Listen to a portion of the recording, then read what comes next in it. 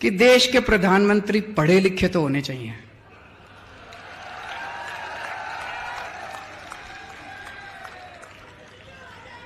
होने चाहिए कि नहीं होने चाहिए?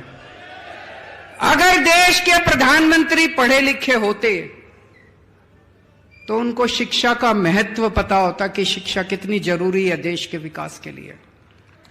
और भी बहुत जरूरी है प्रधानमंत्री को पढ़े लिखे होना। अगर कम पढ़ा लिखा प्रधानमंत्री होगा, कोई भी आके उनको बेवकूफ बना देगा। कोई आके बोलेगा सर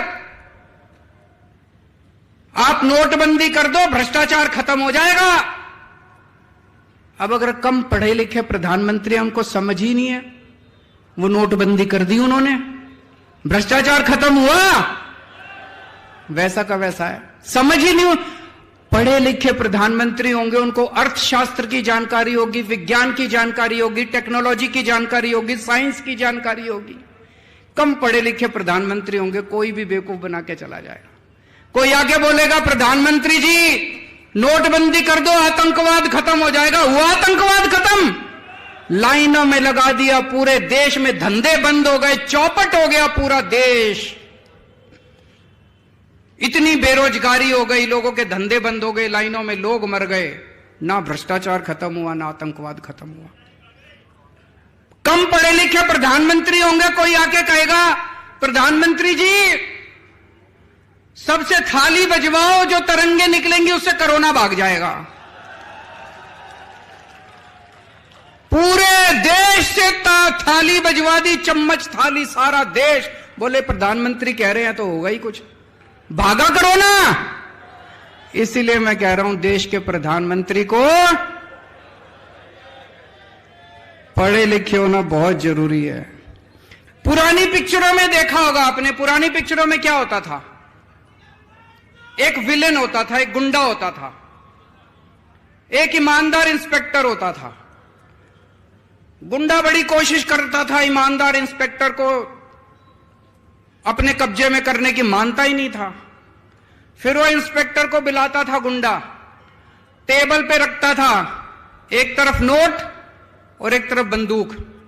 इंस्पेक्टर को कहता था या तो नोट ले ले और या बंदूक से तेरी गोली मार के हत्या कर दूंगा।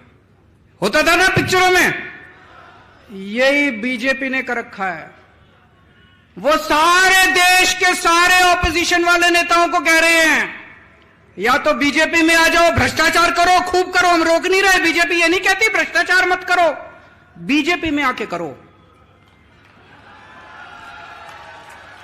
बोले हमारे घर में आके करो, भ्रष्टाचार करो, खूब खुल के करो, कोई रोकने वाला नहीं है, कोई सीबीआई नहीं, कोई ईडी नहीं, कोई इनकम टैक्स नहीं, कोई पुलिस नहीं, कुछ नहीं, कोई एंटी करप्शन नहीं, कोई विजिलेंस नहीं।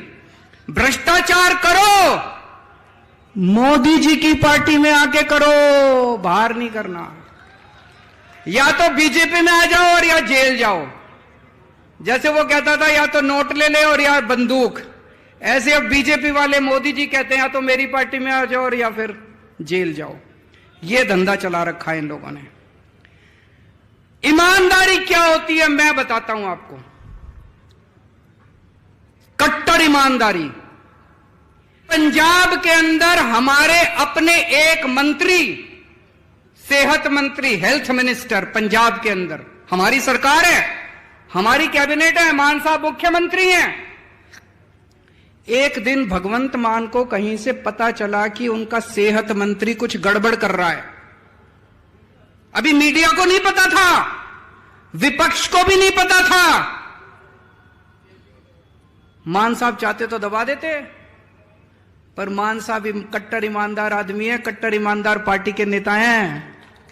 उन्होंने दबाया नहीं। क्या किया उन्होंने? पुलिस बुला के अपने खुद के मंत्री को जेल भेज दिया।